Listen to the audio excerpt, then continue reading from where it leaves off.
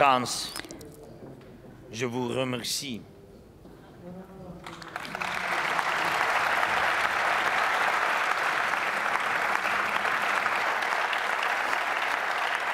Je vous remercie d'être à nos côtés pour défendre la vie. Poutine peut-il gagner cette bataille? Non, parce que nous n'avons pas le droit de perdre. Cette guerre peut-elle s'éteindre, se limitant aux lignes qui existent actuellement? Non, car il n'y a aucune ligne pour le mal. Tout comme il y a 80 ans, tout comme maintenant. Et si quelqu'un, tout seul, essaye de dessiner des lignes de partage provisoires, ça ne donnera qu'une pause avant une nouvelle guerre. De même qu'à l'époque, lorsque le mal déployait son agression contre ses voisins dans les années 30, Hitler a franchi ligne après ligne. Poutine fait de même. Et lorsque hier,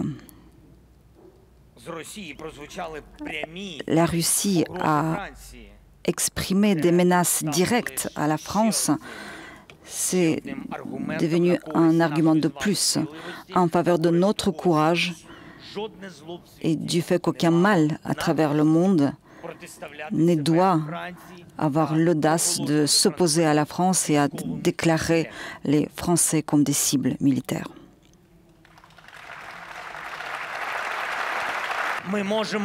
Nous pouvons compter sur votre soutien, sur vos armes, notre formation de nos soldats, les forces économiques et diplomatiques de la France, les systèmes de défense antiaérienne, vos blindés, vos missiles, votre expérience et vos conseils nous aident déjà à sauver les vies et à retenir les troupes russes. Merci à vous. Je suis certain qu'un jour viendra où l'Ukraine pourra voir dans son ciel les avions tels que nous avons vus hier dans le ciel de la Normandie.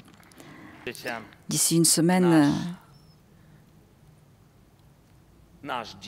aura lieu notre D-Day, le jour de la diplomatie. Le sommet inaugural pour la paix qui pourrait devenir un format qui rapprocherait la fin juste de cette guerre. Nous n'avons jamais compté sur la force des armes, nous avons toujours veillé à la diplomatie. Poutine a rejeté la solution diplomatique en commençant une guerre à grande échelle et en choisissant le génocide des Ukrainiens plutôt qu'un dialogue avec l'Ukraine. Tel était son choix et il faut l'unité du monde pour gagner.